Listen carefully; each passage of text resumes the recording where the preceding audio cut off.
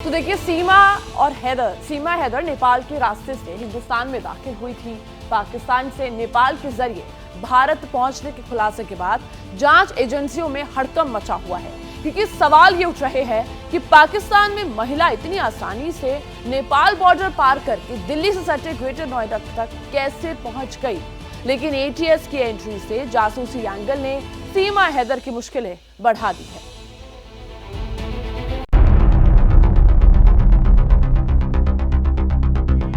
सचिन और सीमा जिस वक्त नए नए वीडियो तैयार कर रहे थे, ठीक उसी वक्त एटीएस की टीम इस लव स्टोरी की हकीकत जानने के लिए सबूत इकट्ठे कर रही थी। सूत्रों के मुताबिक सीमा हैदर की व्हाट्सएप चैट और उसके फोन की कॉन्टैक्ट लिस्ट से कुछ सबूत हाथ लगे तो शक गहराता चला गया और फिर उसी शक के आधार पर एटीएस ने सीमा और सचिन को पूछताछ के लिए तलब कर डाला।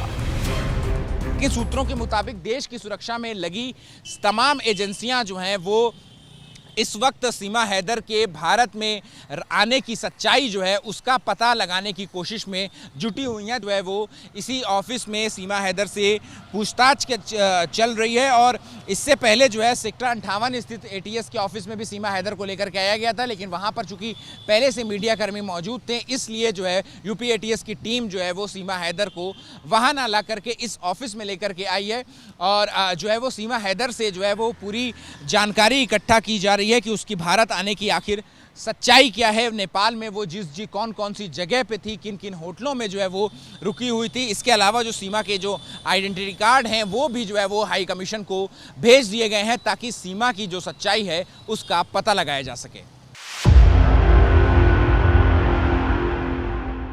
सचिन और सीमा से पूछताछ में क्या जानकारियां मिली हैं, अभी तो ये साफ नहीं हो पाया है, लेकिन कहा जा रहा है कि सीमा के आईडी कार्ड हाई कमीशन को भेजे गए हैं। सीमा हैदर की लव स्टोरी और भारत में उसके गैर कानूनी एंट्री के पीछे एटीएस को किसी गहरी साजिश का शक है। अब आप इस शक की वजह भी जान लीजिए। जांच के दौरान पता चला है कि सीमा के परिवार का पाकिस्तानी आर्मी से सीधा ताल्लुक है। सीमा के चाचा पाकिस्तान आर्मी में सूबेदार हैं। सीमा का भाई पाकिस्तानी सैनिक है। पाकिस्तानी नागरिक सीमा से सिर्फ यूपी एटीएस ही नहीं बल्कि तमाम सुरक्षा एजेंसियां पूछताछ करेंगी। एक तरफ सीमा से जांच एजेंसियां पूछताछ कर रही हैं, दूसरी तरफ पाकिस्तान में भी सीमा के इस कदम के खिलाफ गुस्सा फूट रहा है। वो सिर्फ एक बेवकूफ़ खातून है जो एक लड़के की बातों में आके तो यहाँ से चली गई है। उसने अपना घर भी बर्बाद किया, अपना मुस्तकबिल भी ख़राब कर लिया, हत्ता कि उसने आखिरत तक ख़राब कर ली है। तो ये जो मोबाइल का बेजा इस्तेमाल है या हमारे घरों में जो बच्चों को पूछने वाला नहीं है, तो सिर्फ हमें इस चीज़ पे कंट्रोल करना चाहिए। वो एक नामाकूल औरत है जो यहाँ से बच्चों को भी ले गई है, तो उसको तो वहाँ पे भी वाकई सज़ा मिलनी चाहिए और इधर पाकिस्तान को भी उस पे कोई एक्शन लेना चाहिए। हिंदुस्तान से लेकर पाकिस्तान तक क्या माहौल है, कितनी नफरत है, कितना विवाद है, ये तो आपने देख लिया। लेकिन अब बारी सीमा की प्रेम कहानी के उस हिस्से की है जिसके बाद ये सब कुछ शुरू हुआ। पबजी कहने को ये एक गेम है जिसमें दुनिया के किसी भी कोने में बैठा शख्स इस खेल का हिस्सा बन सकता है। यही पबजी सीमा और सचिन की मोहब्बत का प्लेटफॉर्म बना, जहां दोनों शुरू में खिलाड़ी थे, लेकिन बातचीत का सिलसिला शुरू हुआ तो बात दूर तक निकल गई। वो साल था 2020, जब कोरोना में लॉकडाउन के वक्त सीमा ने घर में रहकर पबजी खेलना शुरू किया था। पबजी खेलते हुए सचिन से उसकी दोस्ती हुई।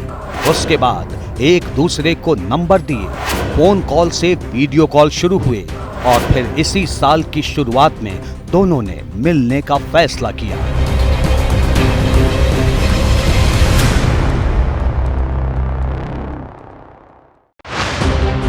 कुछ मीडिया रिपोर्ट्स के मुताबिक सीमा और सचिन ने पहले नेपाल में मुलाकात की और फिर दोनों ने शादी का फैसला किया।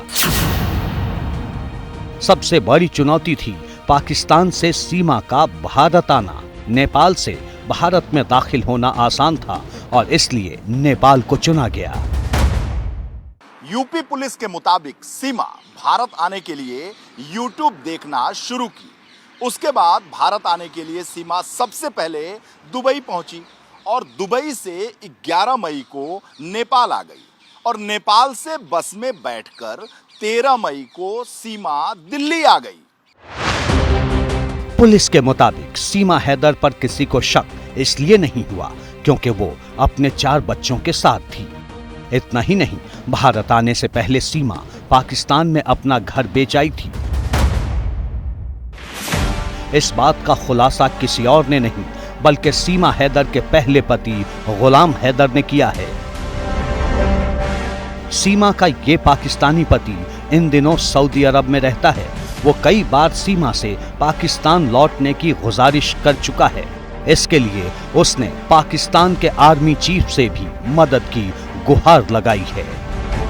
Chief army staff Munir staff को मैं हाथ जोड़ के अपील करता हूं कि मेरे बच्चों को वापस किया जाए। वो इस टाइम भारत की कस्टडी में है। मैं गरीब हूं, मेरा ना वजीर आजम सुनता है ना सिंध वजीर आला सुनता है। मैं मिस्कीन हूं। मैं हाथ जोड़ के आर्मी चीफ स्टाफ मुनीर साहब को मैं अर्ज करता हूं मेरा सुना जाए। मैं मिस्कीन हूं, मेरे बच्चे और मेरी बीवी को वापस किया जाए सर।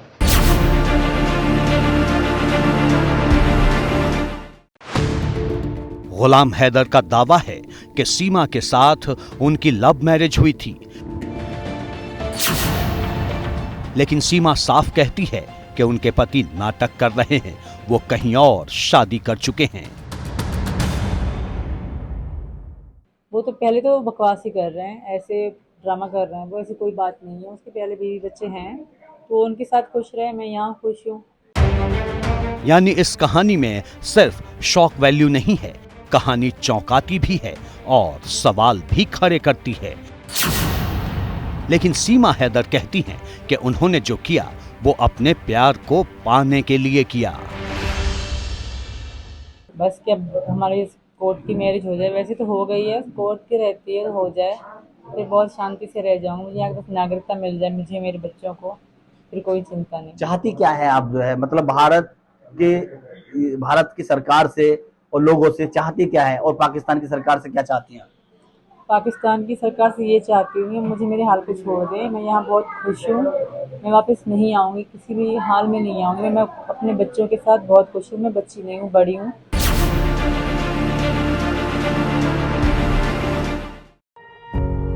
पत्रकारिता कोई इमोशन नहीं है, ना अपना कोई ज्ञान देना है और ना कोई विचार थोपना है। पत्रकारिता क्या है? पत्रकारिता का मतलब है सही जानकारी इकट्ठा करना और तथ्य बताना।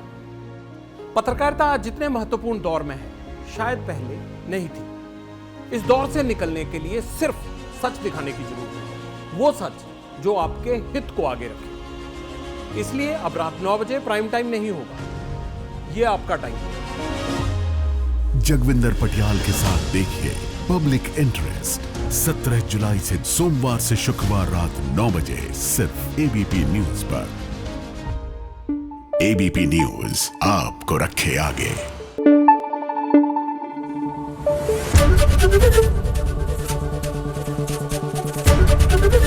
एबीपी न्यूज आपको रखे आगे।